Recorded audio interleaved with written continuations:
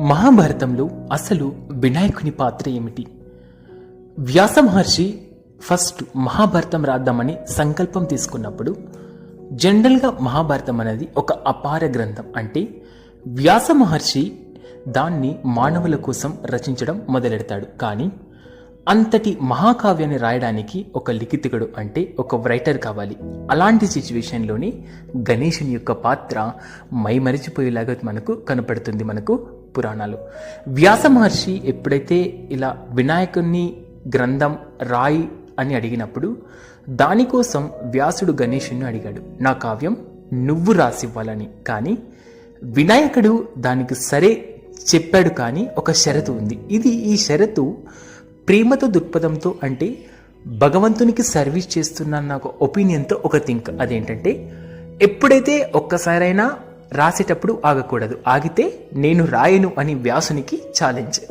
అప్పుడు వ్యాసుడు మహర్షి దానికి కూడా ఒక షరతు ఏంటి, రాసి ముందు శ్లోకాన్ని అర్థం చేసుకుంటే తప్ప నువ్వు రాయకూడదని వ్యాసుడు విఘ్న వినాయకునికి ఖచ్చితంగా ఒక షరతు విధించాడు. ఇందులో మనం చూసుకోవాల్సింది ఏంటంటే ఎప్పుడైతే వ్యాసుడు ఆగకుండా శ్లోకాలు చెప్పేటప్పుడు గణేశుడు వాటిని అర్థం చేసుకొని మళ్ళీ రాసేవాడు.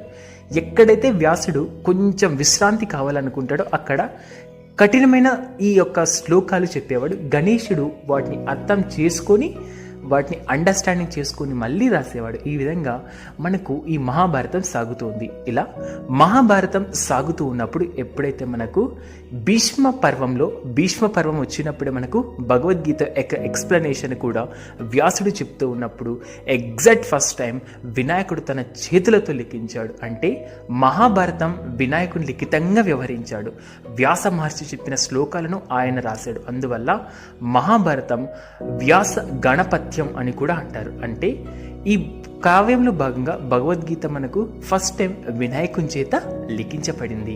సాక్షాత్తు మనకు సుప్రీంకి సర్వీస్ చేసే ఆ యోగ్యత వినాయకుడు మొట్టమొదటిసారిగా ఈ విధంగా భగవద్గీత మహాభారతంలో సర్వీస్ చేయడానికి మళ్ళీ వచ్చేసాడు. ఎంత సర్వీస్ ఓరియంటెడ్ వినాయకుడు అంటే, ఇన్ కేస్ గణేశుడు ఎప్పుడైతే మనకు మహాభారత రచన సాగుతూ ఉండగా సమ్ టైమ్స్ కలం విరిగిపోయింది. అప్పటికప్పుడు ఆయన షరతు తప్పిపోతుంది అనుకొని ఎగ్జాక్ట్గా మనకు కృత నిశ్చయంతో తన కుడి దంతాన్ని మళ్ళీ విరిచేసి కలంగా చేసుకొని మహాభారతాన్ని పూర్తి చేసేంత వరకు పట్టు విదలకుండా తన యొక్క భగవంతునికి సర్వీస్ చేయడానికి వినాయకుడు ఎక్కడ కూడా తగ్గలేదు.